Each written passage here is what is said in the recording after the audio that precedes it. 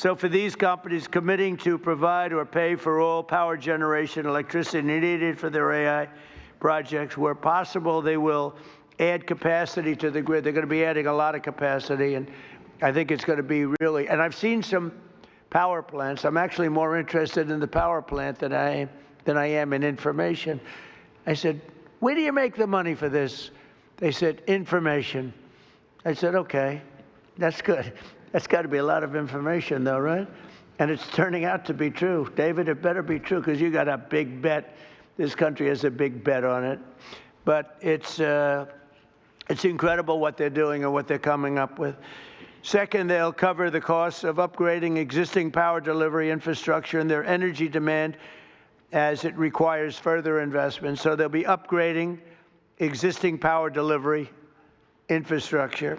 They will, third, negotiate separate rate structures with utilities to clearly and cleanly assign them to the costs of new capacity investments and commit to paying even if they do not end up using all of that electricity. They're going to make a commitment. So we're going to have a situation where you're not going to have increased electric bills for homes that are in the area or even outside of the area. And fourth, they'll invest in the local communities where they build and operate, provide workforce development and jobs for skilled Americans like those with us today. We have great skilled people, electricians, engineers, HVAC technicians, server and network technicians, power plant workers, plumbers, welders, and many others, all people that I've hired. All my life I've been hiring you guys, and you've done a great job. I built a lot of buildings, a lot of good ones. And finally, they will use their infrastructure to contribute backup power to local grids during times of need. So they're going to have a lot of backup power. We're going to have a lot of excess. Basically, we're building massive amounts of electricity, and you're not paying for it at all. And the companies want to do it because way they can. Otherwise, they couldn't build. I mean, the option really was not about cost. It was about there's no way of possibly taking the old grid and doubling it in a matter of months or years. So in short, America's largest and richest tech companies will be funding a colossal expansion of U.S. energy. We'll have, I read where China is building tremendous energy. I know, you got to respect it.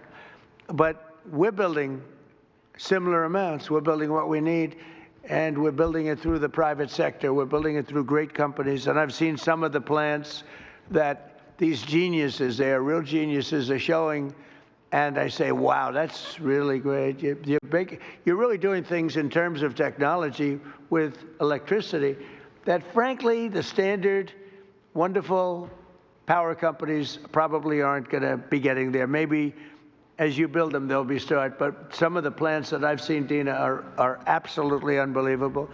So they're going to be producing massive amounts of electricity and energy.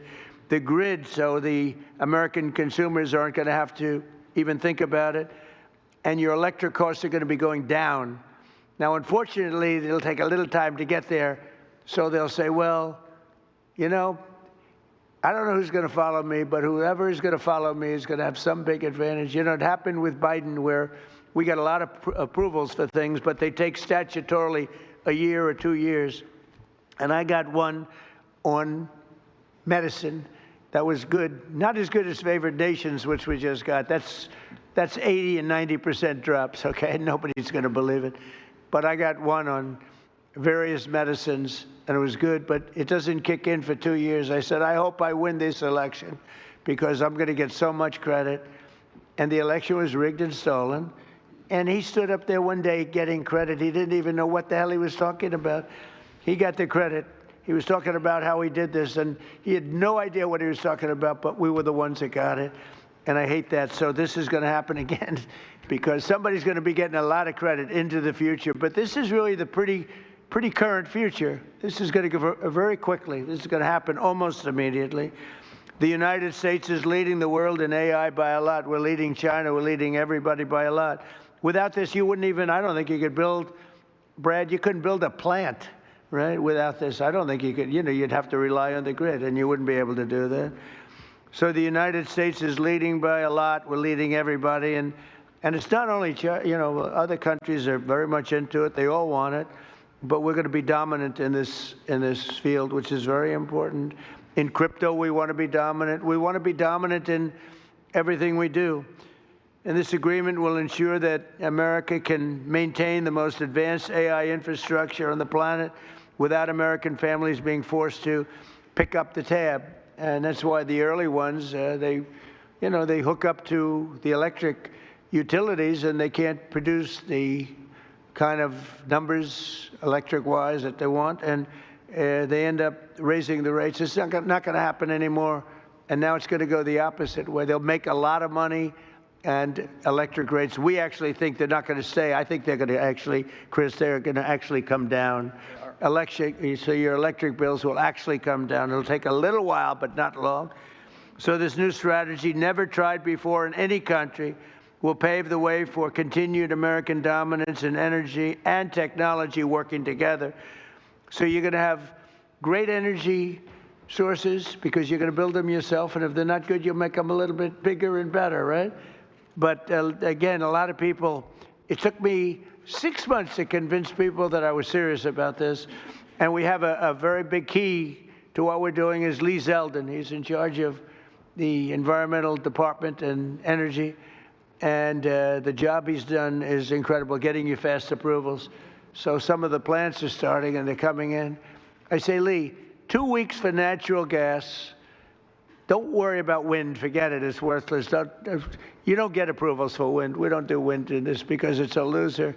Except for China, they make all the windmills. You know, China makes all the windmills. The only problem is they don't have wind farms.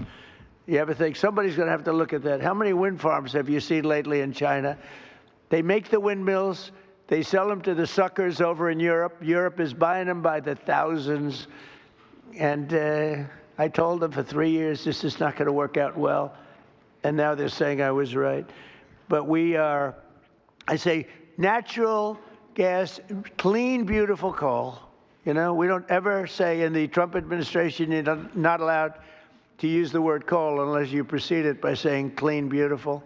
And Chris made a beautiful speech about 3 weeks ago, and he took me very, very seriously. And every time it was about coal, and every time he mentioned coal, it'd say, clean, beautiful coal, clean, beautiful coal, clean, beautiful. I said, Chris, easy. It sort of stepped in the speech a little bit. It was a little much, but we got the point across. That coal is clean and beautiful.